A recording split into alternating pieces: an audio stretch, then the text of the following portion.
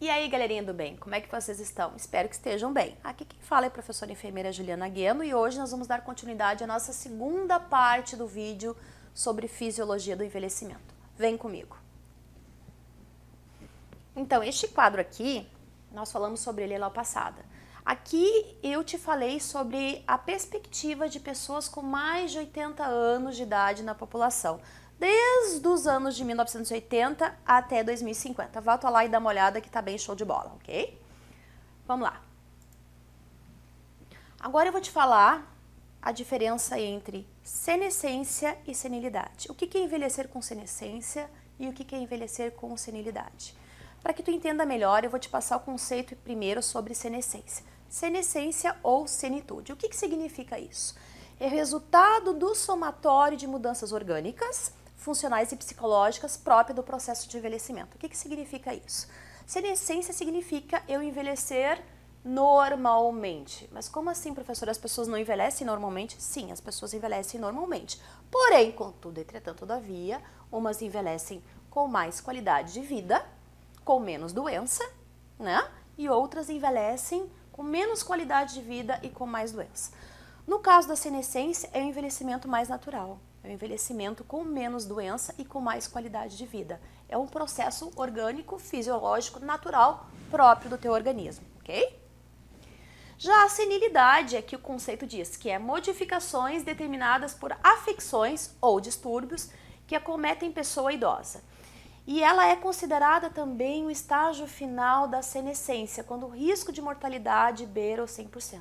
Então, senilidade é o mesmo processo de envelhecimento, porém com distúrbios, com alterações de saúde que podem, inclusive, beirar aí a mortalidade, certo?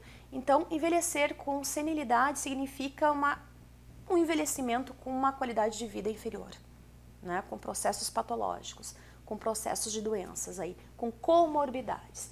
Então, qual é o objetivo? Que as pessoas tenham um envelhecimento em senescência, não com senilidade, certo? Vamos lá. Para que a gente continue aqui, é importante que eu te passe alguns conceitos. O primeiro conceito que eu vou te passar é sobre longevidade. O que significa longevidade? Longevidade é o tempo transcorrido entre o momento do nascimento até a morte, ok? Então, longevidade é o período de vida de uma pessoa, certo? Já que é diferente da expectativa de vida. A longevidade é o tanto que ela vive e a expectativa de vida é o que eu espero que ela viva. Então, a expectativa de vida ela vem mudando ao longo dos anos, né? Ela vem melhorando, ela vem aumentando a idade ao longo das décadas. Hoje, a nossa expectativa de vida aí depende um pouco, tá? Se é mulher, é de 77 anos e se é de homens, é em torno de 69 anos de idade. Tá, professora, mas por que essa diferença do homem para a mulher? Por que a mulher tem uma expectativa de vida maior do que o homem? Simples. As mulheres, elas procuram mais assistência à saúde do que os homens. As mulheres, elas fazem mais prevenção, elas buscam mais o médico, mais o acompanhamento. O homem não. O homem ele já tem aquela cultura, aquele mito que diz assim, né? Eu já vi alguns homens falando assim, quem procura acha. Eu não vou no médico porque se eu for no médico eu vou achar. Não, tu não vai achar. Tu vai descobrir algo que já existe. Então tem muitos homens que têm muita resistência, muita dificuldade em buscar os serviços de saúde. E isso a gente consegue ver aqui, refletindo justamente nesses dados, né? O homem ele tem uma expectativa de vida menor justamente para a dificuldade que ele tem de buscar os serviços médicos de prevenção, promoção e proteção da saúde dele, tá? Então, basicamente isso. Não é que a mulher tem alguma genética diferente do homem, não. Basicamente é porque as mulheres elas buscam mais o atendimento à saúde, elas buscam mais os serviços de saúde para cuidar da sua vida, às vezes para cuidar da vida dos filhos também e do marido. E quando o marido vai, às vezes quando o homem vai na unidade básica de saúde, ainda é acompanhada pela esposa, certo? Ou pela filha, enfim, tá? Em relação à transição epidemiológica, tá? Mudanças aconteceram no perfil da morbimortalidade do início do século XX e do final do século XX. No início do século XX, se a gente puder, né, se a gente conseguir fazer essa retrospectiva, as pessoas elas morriam mais de quê? De doenças infecciosas e parasitárias. As pessoas tinham uma expectativa de vida menor, elas viviam menos e elas sofriam mais de doenças parasitárias e infecciosas. Aí depois veio o advento dos antibióticos e dos antiparasitários, né? Veio a evolução da indústria farmacêutica, que trouxe muito mais tecnologia, aumentou nossa expectativa de vida e mudou esse cenário. Como é que ficou esse cenário agora para o final do século XX? Então, para o final do século XX, a gente observa essa queda brusca, drástica de doenças infecto-contagiosas, né, de doenças infecciosas, parasitárias. Em compensação, houve o surgimento aí do crescimento de doenças crônicas não transmissíveis. O que são doenças crônicas não transmissíveis? São doenças que não são transmitidas, né? Então, tipo, são doenças cardiovasculares, né? Os AVCs, os infartos, as tromboses e por aí vai. E diabetes de mellitus também, que é uma doença crônica não transmissível. Então, essas doenças associadas à obesidade e ao sedentarismo aumentaram muito aí no final do século XX e hoje é a nossa principal causa de mortalidade, principalmente na população idosa, tá? Doenças crônicas também afetam demais de idade, mas neste público idoso, essas doenças aqui são as principais que envolvem as questões de mortalidade, ok? Tem diferença de país rico e país pobre? Claro que tem. Isso vai impactar diretamente na qualidade de vida e no tipo de envelhecimento que o idoso vai ter. Países mais ricos têm mais acesso, país mais pobre tem menos acesso a serviços de saúde, saneamento básico e por aí vai. Aí eu te pergunto, como é que será o futuro, né? E esses muitos idosos, principalmente que a gente viu naquele gráfico lá, que eu te passei uns 2 slides atrás, né? No qual a gente percebe que a população idosa ela vai crescer muito. O que vai acontecer? O que se espera do futuro? Vamos ver. Então, nós estamos vivendo atualmente a era do envelhecimento, entre 1975 e 2025. Hoje, mais de 60% dos idosos vivem em países pobres. O Brasil, a perspectiva é que em 2025 seja o 6º país com a maior quantidade de idosos, certo? E por que está acontecendo esse envelhecimento populacional? Por que hoje a gente está vivendo a era do envelhecimento? Bom, várias coisas aconteceram. Primeiro, acesso à saúde, né? Aumento da qualidade de vida, evolução na indústria farmacêutica, evolução nas ciências, né? Evolução na medicina, certo? O que mais? Melhoria nas condições sanitárias, melhoria na alimentação, o aumento considerável de imunizações, descoberta de antibióticos, novos métodos de diagnósticos, de tratamento de doença, diminuição da mortalidade e, principalmente, diminuição das taxas de fecundidade.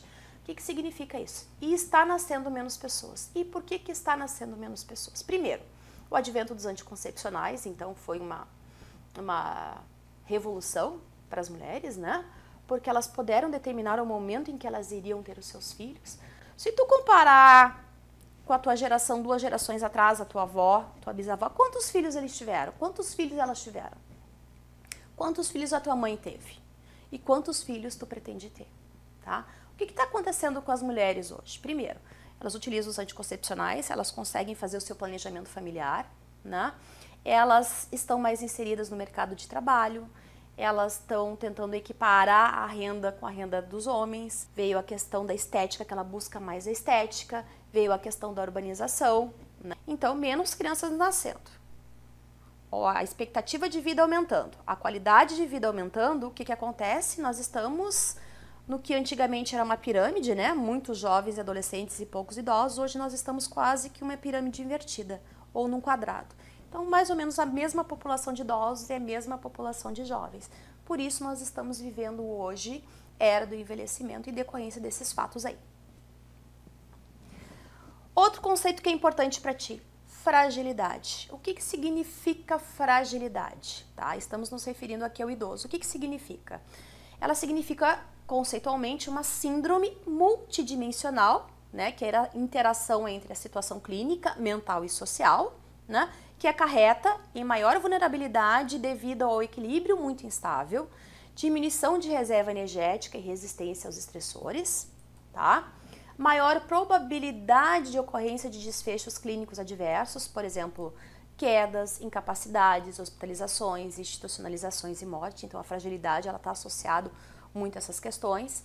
E se os problemas não forem administrados adequadamente, né, com intervenções preventivas, essa situação de fragilidade ela ainda pode piorar muito mais, ok? Então, as principais mudanças associadas às síndromes estão relacionadas à senescência e à presença de morbidade, ou seja, a senilidade, tá? Então, muitos desses fatos, o aumento da fragilidade, ela está associada à senescência sim, mas ela pode estar comprometida, ela pode estar piorada se houver comorbidades. Se houver doenças envolvidas no processo de senescência, a gente já não tem mais a senescência, a gente tem a senilidade. E a senilidade, ela sempre vai aumentar ainda mais a fragilidade do idoso.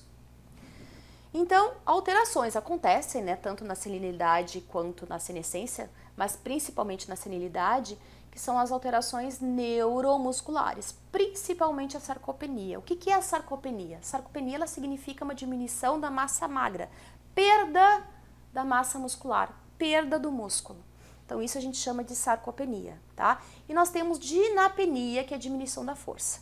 Então a dinapenia, às vezes, ela é uma própria consequência da sarcopenia. A partir do momento que eu perco essa massa magra, que eu perco esse músculo, eu vou perder a minha força muscular também, né?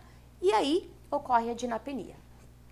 Ocorre ainda também em decorrência da senilidade, da própria senescência, mas de novo, principalmente em relação à senilidade, que é quando tem doenças envolvidas, comorbidades. O que significa a palavra comorbidades? Com outras doenças, tá? Então, quando eu falar a palavra comorbidade, entenda que eu estou me referindo a determinada situação e mais outras doenças que vão agregar e piorar aquele quadro que o idoso se encontra, tá? E aí vem ainda a disfunção do sistema imunológico dele, por consequência, né, pelo próprio envelhecimento, e desregulação do sistema neuroendócrino. Agora, eu vou te apresentar uma tabela, tá, onde existem vários fatores que vão determinar a fragilidade do idoso. E se nesse quadro que eu vou te mostrar agora, o idoso apresentar 3 ou mais características, a gente já pode considerar esse idoso um idoso frágil, tá? Isso é importante, principalmente para quem é cuidador, para quem é da área da saúde, é importante que a gente entenda que se o idoso ele apresentar 3 ou mais destes fatores, ele é considerado um idoso frágil, tá? E já com uma grande tendência a sair da senitude, que é o envelhecimento com qualidade natural, fisiológico, e entrar na senilidade, que é o envelhecimento patológico com doenças, ok? Então, quais são os itens? Então, eu vou te ler os itens aqui, e se o idoso apresentar mais de 3, o que acontece? Ele já está sendo caracterizado com fragilidade. Então, perda de peso recente, não intencional, de 4,5 quilos ou 5% no último, ou 5% do seu peso no último ano. Fadiga, perda de força de preensão. O que é força de preensão? Né? A capacidade de segurar, de fazer força, tá? Diminuição da velocidade de marcha, diminuição de atividade física, má nutrição, sarcopenia, que é a diminuição da massa muscular, osteopenia. O que é osteopenia? Diminuição da massa óssea, ok? Alteração do equilíbrio da marcha, limitações funcionais, lembra que eu te falei? Da tua capacidade, da capacidade do idoso de exercer as atividades diárias. Então, se ele começar a apresentar essas limitações nessa capacidade dele de realizar as próprias atividades, já é um item também, tá? Descondicionamento físico também. Então, se o idoso apresentar 3 ou mais, fragilidade. Além dessa tabela que eu acabei de te mostrar, tá? Existem situações que vão agravar a situação de fragilidade do idoso. Tipo, idade avançada. Então, se esse idoso ele já tem mais de 75 anos de idade, ele já tem uma propensão maior a ter fragilidade. Viver só, viuvez a menos de 1 ano, mudanças de domicílios a menos de 1 ano, eles estranham muito, é uma coisa que prejudica muito o idoso, uma situação que agrava muito o quadro de fragilidade dele, são mudanças de rotina, né? Então, tanto a perda do seu companheiro quanto a mudança de domicílio são agravantes bem importantes para o idoso, tá? Só para constar aqui para te deixar registrado. Doenças crônicas que condicionam incapacidade funcional, seja ela física ou mental. Doença terminal. Bom, pera tudo. Prof, o que significa doença terminal? Doença terminal significa doença que ela te dá um prognóstico de vida de menos de 6 meses. Então, quando um médico ele determina que o paciente ele está em doença terminal significa que eu espero que o paciente viva no máximo, né? O prognóstico dele é que ele viva ali até 6 meses, certo? Mitos sobre o envelhecimento. Agora eu vou te passar uma lista de situações aqui que não procede. Por quê? Porque é mito. Vamos lá, primeira delas. Todos os idosos envelhecem da mesma forma. Não, os idosos eles envelhecem de maneira diferente, dependendo da qualidade de vida dele durante a juventude, durante a adolescência, né? Durante os primeiros anos de envelhecimento. Então, se ele pratica exercício físico, se ele é sedentário ou não, né? Se ele tem uma boa qualidade de alimentação, se ele dorme bem, se ele é tabagista, se ele não é, se ele é etilista, se ele não é. Então, tudo vai determinar a respeito do envelhecimento dele. Então, ele vai envelhecer de acordo com a qualidade de vida dele prévia, ok? Então, as pessoas elas podem envelhecer com senescência ou com senilidade, lembra? Outro mito, velhice e doença são o mesmo. Os idosos não são saudáveis. Mentira! Velhice e doença não é a mesma coisa. De novo, senilidade e senescência são coisas diferentes. Vai depender da qualidade de vida e de como esse idoso trata a vida dele, como é que ele tem acesso aos serviços de saúde, como é que é a alimentação dele. Então, tudo isso vai determinar se esse idoso vai ter doença ou não. A gente sabe que à medida que ele vai envelhecendo, a tendência a ele ter doenças é muito maior. Mas, às vezes, esse é o próprio processo natural deste idoso. Este é o processo de senescência dele, é individual. A velhice é a melhor fase da vida. Tá, também não é para tanto, né? Pode ser a melhor fase da vida? Pode. Pode, não quer dizer que seja, tá? Então, as pessoas têm, às vezes, nos vendem uma ideia que é melhor idade, a terceira idade é melhor idade, nem sempre. Se a pessoa tem qualidade de vida, a terceira idade pode ser que seja a melhor idade da vida dela. Por quê? Porque pode ser que ela vá em passeios, que ela viaje, que ela participe de bailes, que ela participe de grupos de terceira idade. Então, realmente, a partir do momento que ela tem os filhos dela criados, os netos criados, que ela não tem preocupação, que ela tem saúde, que ela tem uma vida social ativa, pode ser que seja a melhor fase da vida dela, mas não necessariamente, ok? Os idosos são infelizes. Não, tem muito idoso que é feliz. De novo, vai depender da qualidade de vida. Isso é um mito. Tá? Os idosos voltam a ser criança. Não, criança é uma coisa, idoso é outra. Crianças têm limitações, os idosos também têm limitações. São os extremos da vida, são os opostos da vida. Uma coisa é uma coisa, outra coisa é outra coisa. É fácil cuidar de idoso? Não, não é fácil cuidar de idoso, não é fácil cuidar. Nem de idoso, nem de criança, nem de ninguém. Porque cuidar de alguém demanda responsabilidade, compromisso e comprometimento. E do idoso mais ainda. Porque se tu tem que cuidar do idoso e esse idoso, dependendo da situação dele, está acamado, vai te demandar força física, técnica, tá? E muitos outros conhecimentos, os quais eu estou te passando aqui, porque esse é um curso de cuidador de idosos. Então, prova disso que cuidar de idoso não é fácil, tá? Outro. A incontinência urinária é própria da velhice? Não, tem idoso que tem incontinência e tem idoso que não tem incontinência, isso depende muito, tá? O idoso não pode se autocuidar, é mentira, eu conheço idosos aí de 98 anos que se cuidam, que dirigem, que são lúcidos, tá? Que praticam as suas atividades da vida diária com total autonomia, assim como eu conheço idosos de 65 anos que são totalmente dependentes em relação às atividades da vida diária.